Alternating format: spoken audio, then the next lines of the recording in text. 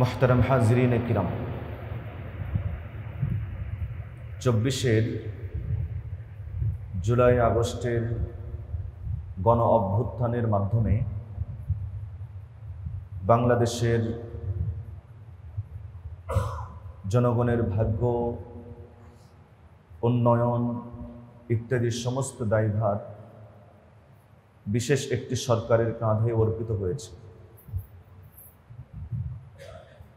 2 সহস্রাধিক শহীদের শাহাদাতের রক্তের বিনিময় এবং হাজার হাজার আহতদের আহাজারি এবং কান্নার বিনিময়ে আমরা আমাদের বাংলাদেশের নতুন এই সূর্য দেখেছি। বাংলাদেশের যারা দেশ পরিচালনা করছেন তারা এই দেশকে সুন্দরভাবে পরিচালনার জন্য 12টি সংস্কার কমিশন তৈরি করে তাদের উপরে বিভিন্ন বিষয়ের দায়িত্ব দিয়েছে। তারা এদেশের সংস্কার করতে চায়। তার মধ্যে নারী বিষয়ক সংস্কার কমিশন একটি গুরুত্বপূর্ণ এবং অত্যন্ত গুরুত্বপূর্ণ একটি বিষয় এবং খুবই স্পর্শকাতর বিষয়। নারী বিষয়ক কমিশন তারা প্রধান উপদেষ্টা বরাবর 318 পৃষ্ঠা ব্যাপী এক সুপারিশনামা দিয়েছে, যার ভিতরে নারীদের উন্নয়নের বিষয়ে সবিস্তারে আলোচনা করা হয়েছে এবং বিভিন্ন অনুচ্ছেদ, বিভিন্ন ধারা ইত্যাদির মাধ্যমে দীর্ঘ এই আলোচনার একটি কপি প্রধান উপদেষ্টার কাছে তারা হস্তান্তর করেছে। তাদের সেই সুপারিশনামায় এমন অনেক বিষয় রয়েছে যা একজন সুস্থ বিবেক সম্পন্ন মানুষের কাছে আপত্তিকর। এমন অনেক বিষয় রয়েছে যেগুলো মুসলিম পরিবারের আইনের বিপরীত। এমন অনেক বিষয় রয়েছে যেগুলো পবিত্র কোরআন ও হাদিসের সাথে সরাসরি সাংঘর্ষিক।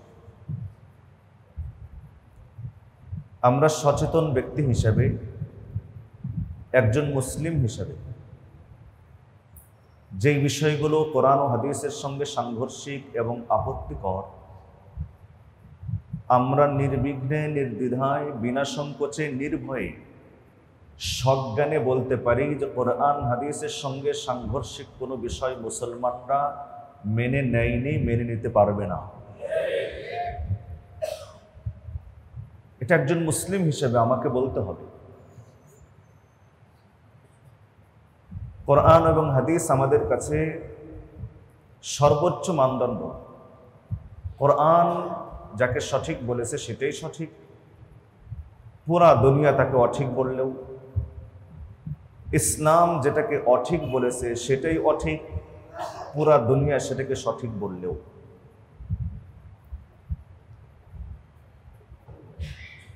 কোরআন ও হাদিসে ইসলামী আইনের আলোকে যা মানবতা ও মানবিকতা পরিপন্থী, তাই চূড়ান্ত পর্যায়ের মানবতা পরিপন্থী। আপনাদের খুব ভালো করে মনে রাখতে হবে, পবিত্র কোরআনে কারীম আল্লাহ রাব্বুল আলামিন নাজিল করার মাধ্যমে ইসলামের সৌন্দর্যতা, ইসলামের গুরুত্বপূর্ণ বিষয়গুলোকে সুসম্পন্ন করে বৈষম্যহীন, ইনসাফ ভিত্তিক একজন ব্যক্তি জীবন থেকে শুরু করে আন্তর্জাতিক জীবন পর্যন্ত প্রত্যেকটা ক্ষেত্রে ইসলামের বৈষম্যহীন, ইনসাফ ভিত্তিক সুনির্দিষ্ট নীতিমালা এবং আদেশ প্রত্যাদেশ রয়েছে, যেখান থেকে এক চুল পরিমাণ সরে যাওয়ার সুযোগ একজন মুসলমান হিসেবে মুসলমানের পক্ষে সম্ভব নয়। সেই মুসলিম সাধারণ কোনো কৃষক হতে পারে, ভ্যান চালক, রিক্সা চালক হতে পারে, দিনমজুর হতে পারেন, অথবা কোনো প্রশাসনিক কর্মকর্তা হতে পারেন, অথবা রাষ্ট্রের গুরুত্বপূর্ণ কোনো দায়িত্বশীল হতে পারেন, অথবা সরকার প্রধান বা রাষ্ট্রপ্রধান হতে পারেন। যদি আপনি মুসলিম হন, মুসলমান হিসাবে ইসলাম ও কোরআনের সুনির্দিষ্ট নীতিমালা থেকে এক চুল পরিমাণ সরে যাওয়ার কোনো ধরনের সুযোগ আপনার হাতে নাই।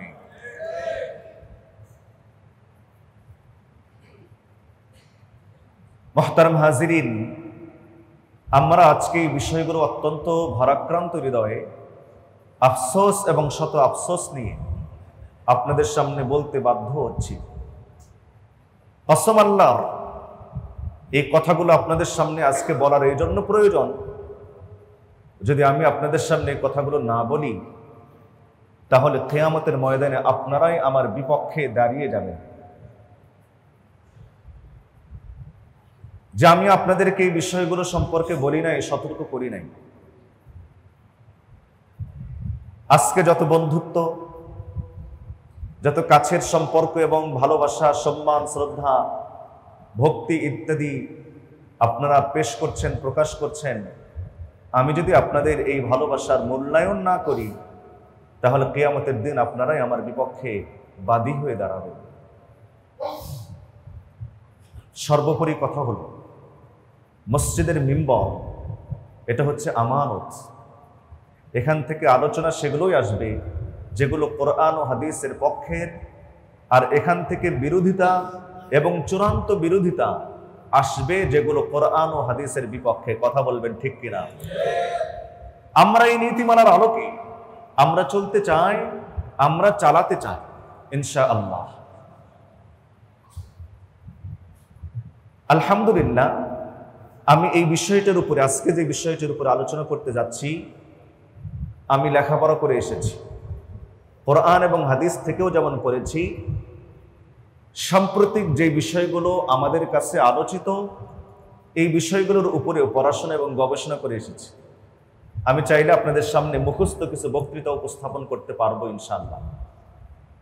তবে আমার মন চেয়েছে যে আমি আপনাদের সামনে মুখস্থ কোনো কথা না বলে কিছু তথ্য আপনাদের সামনে মুখস্থ না বলে বরং সরাসরি এভিডেন্স সহ, দলিল প্রমাণ সহ আপনাদের সামনে কথাগুলো উপস্থাপন করি। তাহলে আপনাদের জন্য বোঝা এবং সে কথাগুলো গ্রহণ করাটা অনেক সহজ হবে ইনশাআল্লাহ।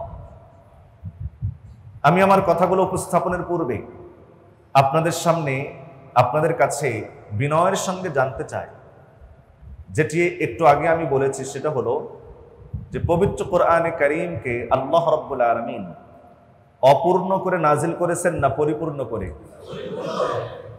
আমাদের যে দিন, আমাদের যে ইসলাম, আমাদের যে ধর্ম, এই ধর্মের মধ্যে কোনো অপূর্ণতা আছে?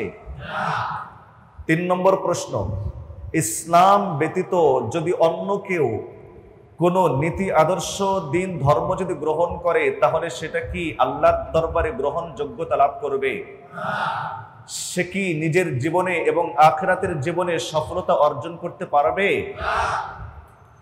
4 নম্বর কথা হলো, কোরআন এবং হাদিসের কথাগুলো আলোচনা করতে গিয়ে যদি আপনাদের বিপক্ষে, বিরুদ্ধে যদি যায় তাহলে প্রতিবাদ না করে গ্রহণ করার মানসিকতা রাখেন তো ইনশাআল্লাহ?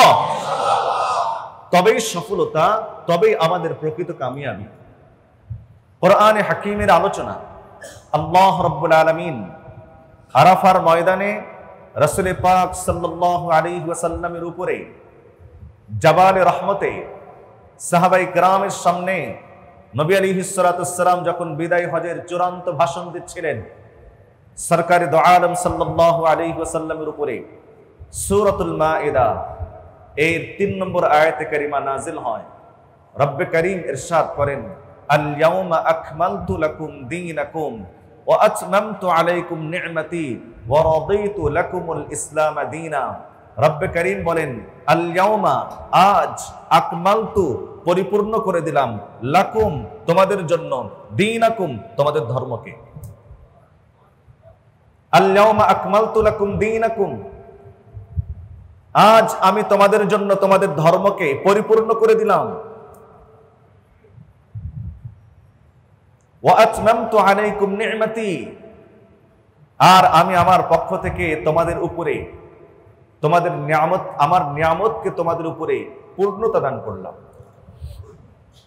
ওয়া রাদিতু লাকুমুল ইসলাম দীনা, তোমাদের জন্য ইসলামকে ধর্ম হিসাবে আমি সন্তুষ্ট হয়ে গেলাম। জানতে চাই আপনাদের কাছে, এই যে তিনটি কথা, আল-ইয়াউমা আকমালতু লাকুম দীনাকুম, আজ আমি তোমাদের দ্বীনকে, ধর্মকে পরিপূর্ণ করে দিলাম। ওয়া আতমামতু আলাইকুম নি'মাতি, তোমাদের নিয়ামত, তোমাদের উপরে আমার নিয়ামতকে পূর্ণতা দান করলাম। ওয়া রাদিতু লাকুমুল ইসলাম দীনা, তোমাদের জন্য ইসলামকে ধর্ম হিসাবে দান করে আমি সন্তুষ্ট হয়ে গেলাম। এই বক্তব্য কার? আল্লাহ রাব্বুল আলামিন এই আয়াতে কারিমা নাজিল করেছেন রাসূল পাক সাল্লাল্লাহু আলাইহি ওয়াসাল্লামের উপরে বিদায় হজের আরাফার ময়দানে নবী আলাইহিস সালাতু ওয়াস সালাম যখন মানুষের সামনে কথা বলছিলেন, আল্লাহ রাব্বুল আলামিন তখন এই আয়াতে কারিমা নাজিল করে তিনটি সুসংবাদ আমাদেরকে জানিয়ে দিলেন। তোমাদের জন্য দ্বীনকে পরিপূর্ণ করে দিলাম, তোমাদের উপরে আমার নিয়ামতকে পূর্ণতা দান করলাম, তোমাদের জন্য আমি আমার দ্বীন ইসলামকে ধর্ম হিসাবে তোমাদের উপরে সন্তুষ্ট হয়ে গেলাম। অতএব ভালো করে মনে রাখবেন, যদি কোনো ব্যক্তি সে যেই হোক না কেন ইসলামের এই পূর্ণতাকে অস্বীকার করে, ইসলামের এই পরিপূর্ণতাকে অস্বীকার করে, ইসলামকে দ্বীনকে আল্লাহ তাআলা মানুষের জন্য দিয়ে সন্তুষ্ট হয়ে গিয়েছেন, এই কথার বিরুদ্ধে যদি যে কেউ অবস্থান গ্রহণ করে, নিঃসন্দেহে নিশ্চিতভাবে মনে রাখবেন সে চূড়ান্ত পর্যায়ের গোমরা এবং পথভ্রষ্ট, কোনো ধরনের সন্দেহ নাই।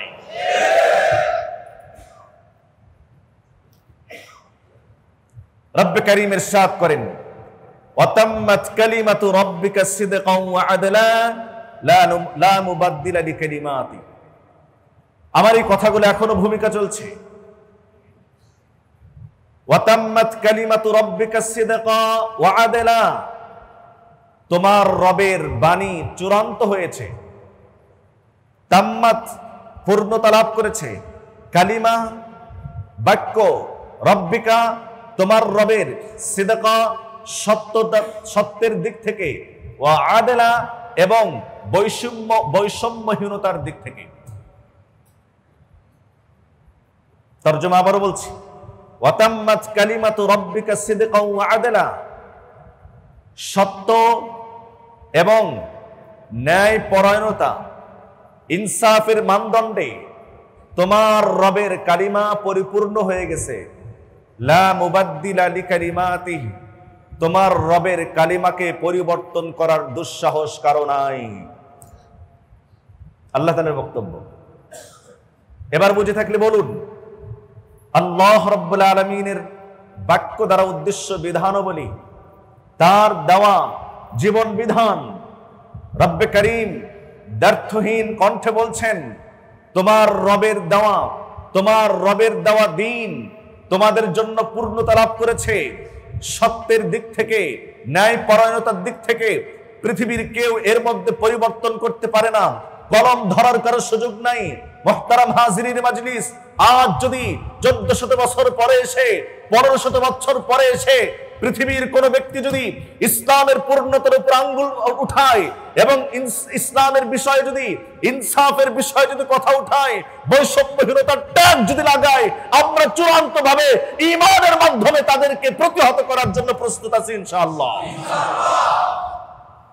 লা মুবাদদিলা লিকালিমাতিহি, তোমার রবের কালিমার ভিতরে, বাক্যের ভিতরে, দ্বীনের ভিতরে, বিধানের মধ্যে, হুকুম আহকামের মধ্যে পরিবর্তন করার কেউ নাই।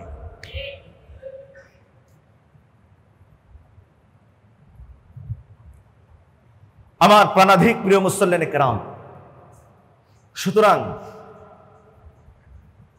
বাংলাদেশ যারা পরিচালনা করছেন, প্রধান উপদেষ্টা বরাবর 12 সংস্কার কমিশনের, নারী বিষয়ক সংস্কার কমিশন যেই নীতিমালা, যেই সুপারিশনামা সরকার প্রধান বরাবর, উপদেষ্টা বরাবর তারা পেশ করেছেন, আমরা অত্যন্ত দুঃখ এবং ভারাক্রান্ত হৃদয়ে বলছি, তাদের সেই সুপারিশনামার ভিতরে, সংস্কার নামার ভিতরে কোরআন এবং হাদিসের সঙ্গে অনেকগুলো বিষয় সরাসরি সাংঘর্ষিক। কয়টি বলবো আপনাদের সামনে? আমি আপনাদের সামনে মোটামুটি 10টি বিষয় আপনাদের সামনে উপস্থাপন করছি, যে 10টি ধারা কোরআন এবং হাদিসের সঙ্গে সরাসরি সাংঘর্ষিক। আমি বলেছিলাম মুখস্থ না বলে আপনাদেরকে একটু তথ্য সহ উপস্থাপন করছি। মুহতারাম হাজিরিন মাজলিস, নারী বিষয়ক সংস্কার এই কমিশনের তাদের উপস্থাপিত সুপারিশনামার ভিতরে একটা অংশ হলো নারীদের সম্পত্তির সমান উত্তরাধিকার নিশ্চিত করতে হবে। মুসলিম ও হিন্দু উত্তরাধিকার আইন সংশোধন করা জরুরি। আবারও পড়ছি, নারীদের সম্পত্তির সমান উত্তরাধিকার নিশ্চিত করতে হবে। মুসলিম ও হিন্দু উত্তরাধিকার আইন সংশোধন করা অতীব জরুরি। উল্লেখিত অনুচ্ছেদে সম্পত্তিতে সমান উত্তরাধিকার বিষয়টি সরাসরি কোরআনের সঙ্গে সাংঘর্ষিক। কথা বলেন ঠিক কিনা? কোরআন কারীমে আল্লাহ রাব্বুল আলামিন বলেন, ইউসিকুমুল্লাহু ফি আওলাদিকুম, ইউসিকুমুল্লাহু ফি আওলাদিকুম। আল্লাহ রাব্বুল আলামিন তোমাদের সন্তানদের ব্যাপারে চূড়ান্ত হুকুম দিচ্ছেন, লিযযাকারি মিসলু হাযযিল উনসায়াইন, দুইজন নারীর সমান একজন ছেলে পাবে। তাহলে একজন ছেলে দুইজন মেয়ের সমান পাবে। এখানে আল্লাহ রাব্বুল আলামিন নারী এবং পুরুষের, ছেলে এবং মেয়ের উত্তরাধিকার আইন এই বিধান আলোচনা করার ক্ষেত্রে দুইজনকে সমতা বজায় রাখছেন না আর কম বেশি করে দিয়েছেন? এবার প্রশ্ন আপনাদের কাছে, যদি বলেন আল্লাহ রাব্বুল আলামিন কেন কম বেশি করে দিয়েছেন, এই প্রশ্ন কেউ করবেন? কথা বলেন না কেন? এই প্রশ্ন কেউ করবেন যে আল্লাহ তাআলা কেন কম বেশি করেছেন? এই প্রশ্ন করার কারো হিম্মত আছে?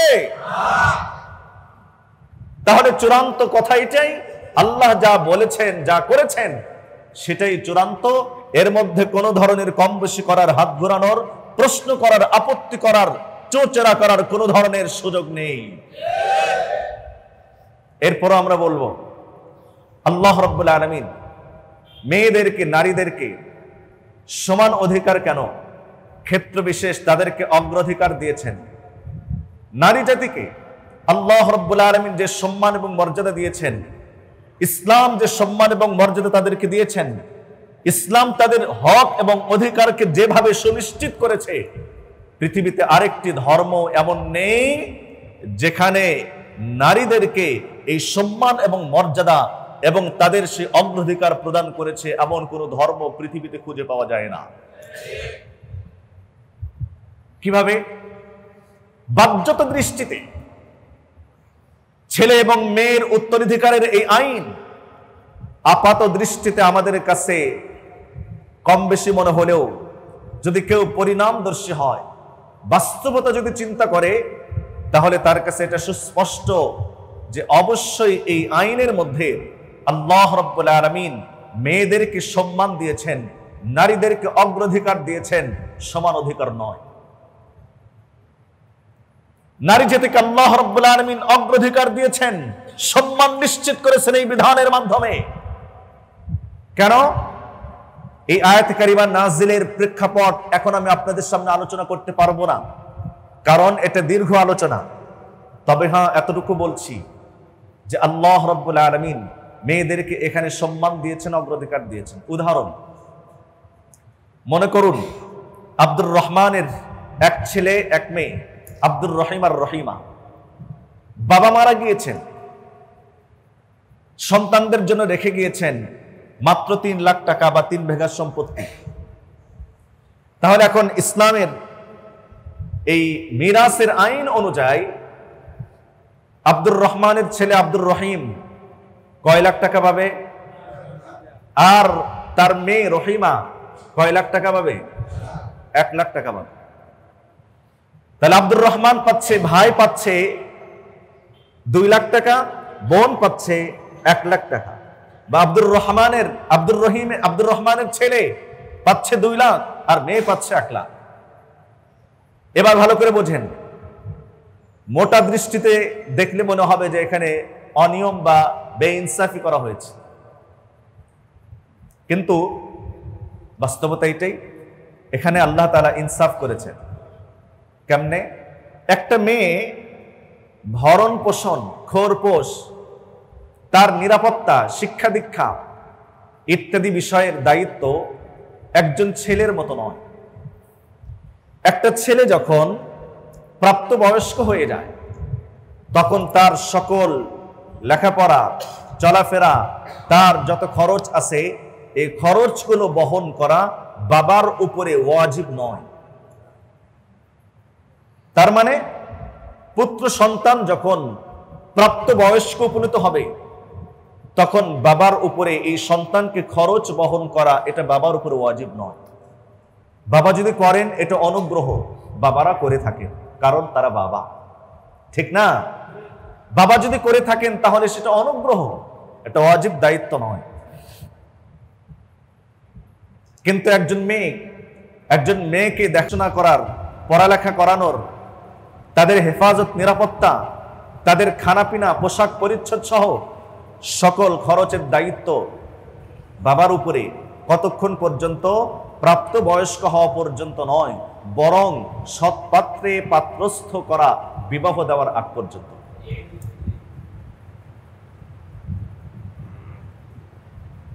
প্রাপ্তবয়স্ক হওয়া পর্যন্ত নয়, কি পর্যন্ত? বিবাহ দেওয়ার আগ পর্যন্ত। একটা দিক।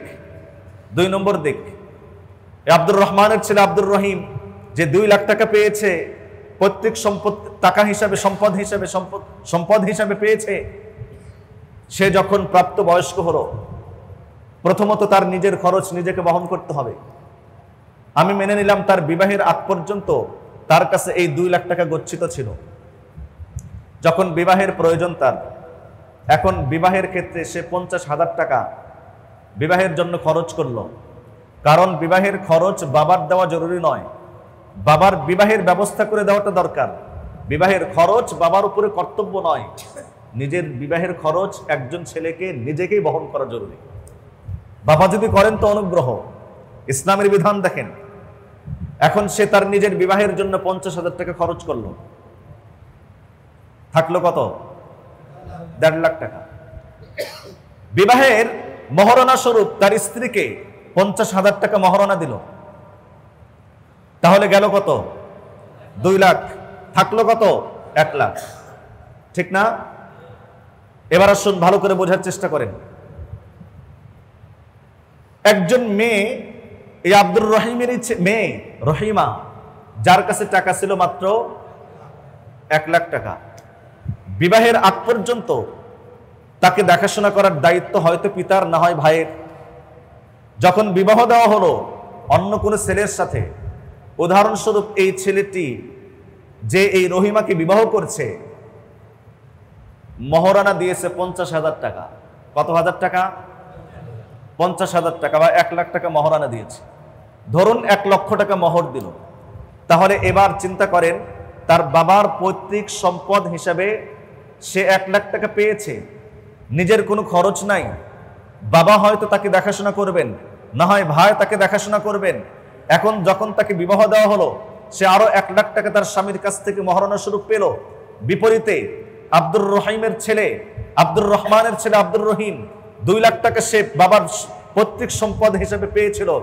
আজকে সে 1 লাখ টাকা কিন্তু তার খরচ হয়ে গিয়েছে, 50,000 টাকা মোহর দিয়েছে, 50,000 টাকা বিবাহের জন্য খরচ করেছে। এবার ফলাফল দাঁড় করান, আব্দুর রহিমের কাছে টাকা আছে কত? আর রহিমার কাছে টাকা আছে কত? কথা বলেন না কেন?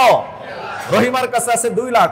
এখন এই বাবা মরে যাওয়ার পরে, মারা যাওয়ার পরে এই বাড়িতে যত মেহমান আসবে, অর্থাৎ ফুফুরা আসবে, খালারা আসবে, মামারা আসবে, যত আত্মীয় স্বজন আসবে, আত্মীয় স্বজনের জন্য খরচ করার দায়িত্ব কি বলেন?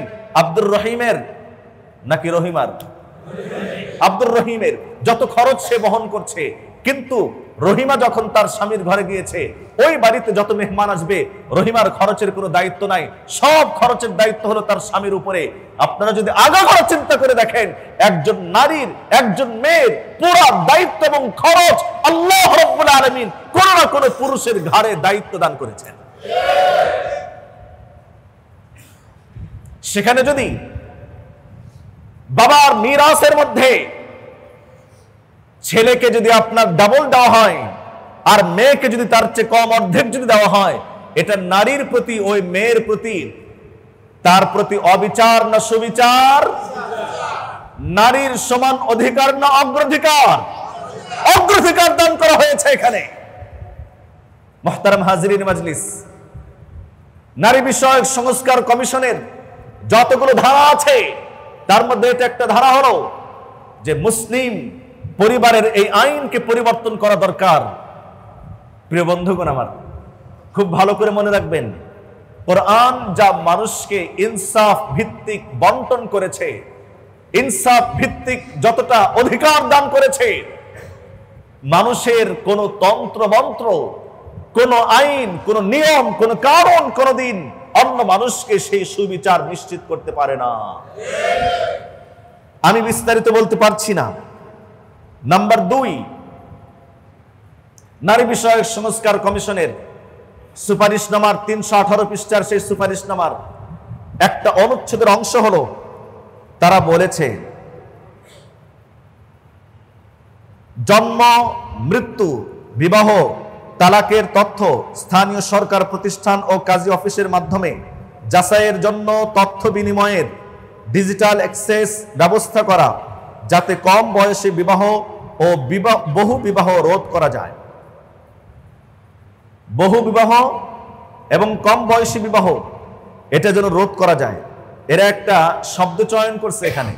আগে ছিল বাল্য বিবাহ, এখন কি বলেছে? কম বয়সী বিবাহ। যা হোক, আমার কাছে মনে হয়েছে এই শব্দ চয়নের মধ্যে তারা অনেক বেশি গবেষণা করেছে। কারণ আমি এখন বলতে পারছি না। এখানে যে একটা বিশেষ ধারা, সেটা হলো যে বহু বিবাহ রোধ করা, এটা যেন সহজ হয়। এই অংশটি কোরআন এবং হাদিসের সঙ্গে সাংঘর্ষিক।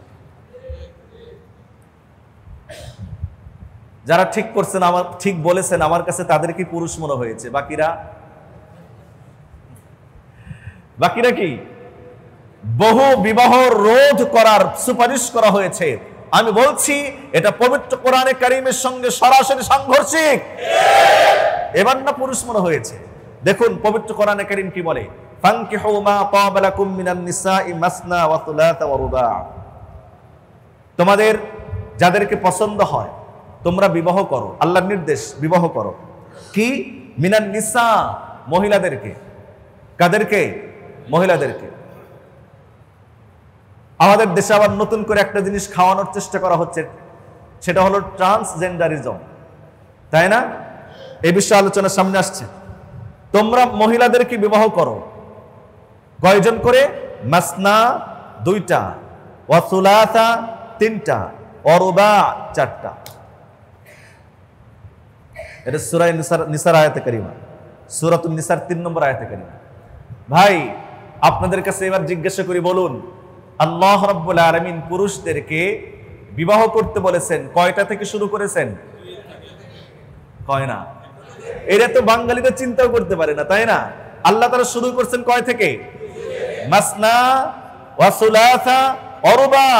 2টা বিবাহ করো, 3টা বিবাহ করো, 4টা বিবাহ করো। ফাইন খিফতুম আল্লা তা'দিলু, আর যদি তোমরা শঙ্কা করো, ভয় করো, আশঙ্কা হয় তোমাদের যে একাধিক স্ত্রীর মধ্যে তোমরা ইনসাফ রক্ষা করতে পারবে না, তাহলে ফাওয়াহিদাতান, একটা বিবাহ করো।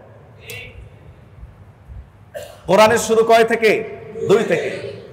একটা কাদের জন্য? অক্ষমদের জন্য। কথা বলেন না। একটা কাদের জন্য? অক্ষমদের জন্য হলো একটা। মানে কিসের অক্ষমতা? একাধিক স্ত্রীর মধ্যে যদি সমতা বজায় রাখতে না পারে, ইনসাফ যদি রক্ষা করতে না পারে, এই অক্ষমদের জন্য হলো বিবাহ কয়টা? বহু বিবাহ রোধ, এটা নারী বিষয়ক সংস্কার কমিশনের একটা বিশেষ আবেদন, বিশেষ সুপারিশ। এটা যা কোরআনের সঙ্গে সাংঘর্ষিক।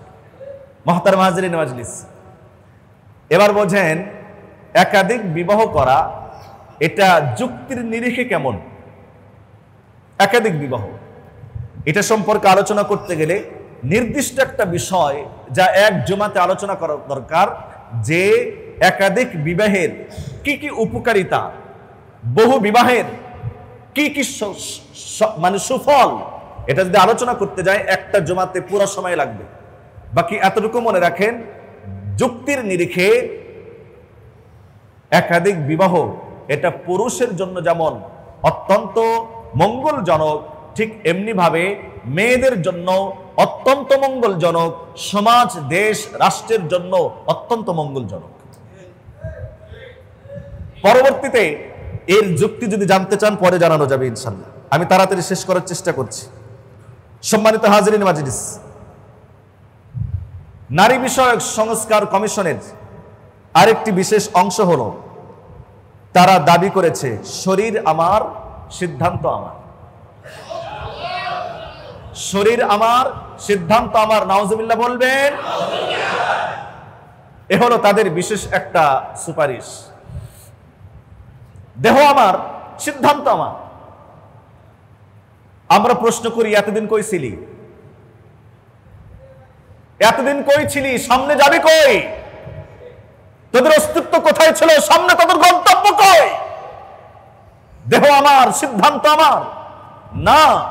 রব বলেন আলা লাহুল খালক ওয়াল আমর, সৃষ্টি যার, ক্ষমতা এবং হুকুম চলবে তার। ইনিল হুকমু ইল্লা লিল্লাহ, কেবলমাত্র আল্লাহর হুকুম চলবে, অন্য কারো আইন চলবে না। ইনিল হুকমু ইল্লা লিল্লাহ, কেবলমাত্র আল্লাহর আইন চলবে। পৃথিবীর অন্য কারো স্বাধীনতা, ব্যক্তিত্ব, আইন, গণতন্ত্র ইসলামের সঙ্গে সাংঘর্ষিক হলে আমরা ডাস্টবিনে নিক্ষেপ করতে বাধ্য হব। কোরআন বলছে ইনিল হুকমু ইল্লা লিল্লাহ, দেহ আমার, সিদ্ধান্ত আমার না, এটা আল্লাহর দেওয়া আমানত। এখানে ওই আইনগুলোই প্রয়োগ করতে হবে যা আমার রব আমাকে দিয়েছেন। সম্মানিত হাজিরিন, আসলে আমার অস্তিত্ব কোথায়? বাস্তবতা চিন্তা করবেন। বলে আমার দেহ, আমি কই? আমি তো দাবি করি সম্পদ আমার, গাড়ি আমার, বাড়ি আমার, টাকা আমার, ব্যাংক ব্যালেন্স আমার, ক্ষমতা আমার, দেশ আমার, রাষ্ট্র আমার, এগুলো আমরা দাবি করি। বলে আমার দেহ, আমার হাত, আমার চোখ, আমার কান, আমার হাড়, আমার হাত পা, আমার যে বলছি, আমি কই? আমার অস্তিত্ব কোথায়? প্রিয় বন্ধুরা আমার, রব তো স্মরণ করে দিয়ে বলেন হাল আতা আলাল ইনসানি হিনুম মিনাদ দাহর লাম ইয়াকুন শাইআম মাযকুরা। আরে মানুষের উপরে কি এমন একটা সময় মহাকাল অতিবাহিত হয় নাই যে সময় সে উল্লেখ করার মতো কিছুই ছিল না? আজকে আমাকে আব্দুল্লাহ হিসেবে চেনেন, কিন্তু আজ থেকে 40 বছর আগে আমাকে এই নামে কেউ জানতও না, চিনতও না, কারণ আমার অস্তিত্বই তখন নাই। আজকে আপনাকে আব্দুর রহমান হিসেবে মানুষ চেনে, 50 বছর আগে আপনার কোনো অস্তিত্ব ছিল না। আগামী 100 বছর পর আমার কোনো অস্তিত্ব থাকবেও না। এটাই তো বাস্তবতা। আপনারা বাস্তবতার নিরিখে চিন্তা করে দেখবেন, আজ থেকে 200 বছর আগের আপনার পূর্বপুরুষের নাম কার কার মনে আছে বলেন? তাদের কবর কোথায়? কার মনে আছে?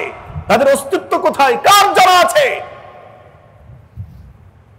যেমন আপনি যাদের মাধ্যমে দুনিয়াতে এসেছেন, আমি যাদের মাধ্যমে দুনিয়াতে এসেছি, 200 বছর আগের পূর্বপুরুষদেরকে যেমন আমি মনে রাখি নাই, নিশ্চিত জেনে রাখবেন আগামী 100 বছর পরের আমার এই রক্তের প্রজন্ম আমাকে ভুলে যাবে।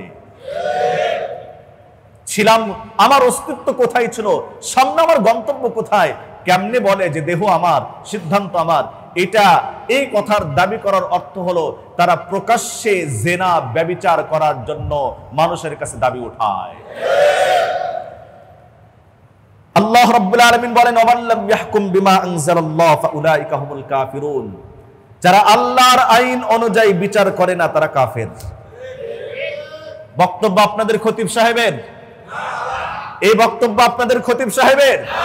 পৃথিবীর কোন মানুষের? নাকি আমার স্রষ্টা, আপনার স্রষ্টা, আসমান ও জমিনের খালেক আর মালিক আল্লাহ রাব্বুল আলামিন বলেছেন ওমান লাম ইয়াহকুম বিমা আনজালাল্লাহ ফাউলাইকা হুমুল কাফিরুন, যারা কি আল্লাহর বিধান অনুযায়ী হুকুম করে না, বিচার কার্য পরিচালনা করে না, তারা চূড়ান্ত পর্যায়ের কাফের। এ তো কোরআনের বক্তব্য। আমার দেহ আমার সিদ্ধান্ত না ভাই, এই কথাটা মুসলমানদের সমাজে কমপক্ষে গ্রহণযোগ্য নয়। কথা বলেন ঠিক না? আমরা এগুলো মানি না, আমাদের মনে চায়। আরো অনেকগুলো ধারা আছে, আমি আপনাদের সামনে বলতে গেলে অনেক সময়ের প্রয়োজন। টাইম আমাদের সঙ্গে ন্যায় বিচার করে নাই, চলে যাওয়ার মতো চলে যাচ্ছে। আমি শেষ আবেদন আপনাদের কাছে করতে চাই, ইসলাম এসেছে আমাদের জীবনের সফলতার জন্য। ইসলাম চূড়ান্ত সফলতার গ্যারান্টি সহকারে আমাদের সামনে উপস্থাপিত হয়েছে। আল্লাহ রাব্বুল আলামিন ইসলাম এবং দ্বীনের মধ্যে কোনো অপূর্ণাঙ্গতা রাখে নাই। বলেন আল্লাহ তাআলা ইরশাদ করেন, আল ইয়াউমা আকমালতু লাকুম দীনাকুম, আজ আমি তোমাদের জন্য তোমাদের দ্বীনকে পরিপূর্ণ করে দিলাম। ওয়া আতমামতু আলাইকুম নি'মাতি, আমার দেওয়া নিয়ামত তোমাদের জন্য পূর্ণাঙ্গতা দান করলাম। ওয়া রাদিতু লাকুমুল ইসলাম দীনা, আর ইসলাম দ্বীন হিসাবে ইসলামের উপরে আমি তোমাদের জন্য সন্তুষ্ট হয়ে গেলাম। কোরআন বলছে ওয়াতাম্মাত কালিমাতু রাব্বিকা সিদকাও ওয়া আদলা, মানে সত্য এবং ন্যায়পরায়ণতার ভিত্তিতে আল্লাহর চূড়ান্ত হুকুম চূড়ান্ততা লাভ করেছে। লা মুবাদদিলা লিকালিমাতিহি, আল্লাহর হুকুমের পরিবর্তন করার সাধ্য কারো নাই। আজকের এই কেন্দ্রীয় জামে মসজিদের জুমার নামাজের পূর্বে আমরা আমাদের ঈমানি আলোচনা থেকে, কোরআনের আলোচনা থেকে আপনাদের সকলের কাছে, আপনাদের মাধ্যমে আমাদের রাষ্ট্রের সর্বোচ্চ পর্যায়ের যারা নীতি নির্ধারণী পর্যায়ে রয়েছেন, আমাদের প্রধান উপদেষ্টা সহ সকলের কাছে আমরা এই আবেদন এবং আমরা এই জোরালো আবেদন জানাতে চাই। রাষ্ট্র পরিচালনা করেন, স্যালুট জানাবো আপনাদেরকে। মানুষের অধিকারগুলো আপনারা পরিশোধ করুন, আমরা আপনাদেরকে সহযোগিতা করব। কিন্তু মনে রাখবেন, এই দেশে ইসলাম ছিল, ইসলাম আছে, ইসলাম থাকবে। এদেশে মুসলমান ছিল, মুসলমান আছে, মুসলমান থাকবে। এদেশে কোরআন হাদিস ছিল, থাকবে।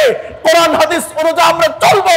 ইসলামের বিপক্ষে বিরুদ্ধে একটা সিদ্ধান্ত গ্রহণ করলে এদেশের মুসলিমরা ফসে উঠবে, প্রয়োজনে আবার অভ্যুত্থান হবে। তখন দেশে ইসলাম বিরোধী কোন আইন আমরা বাস্তবায়ন করতে দেব না ইনশাআল্লাহ।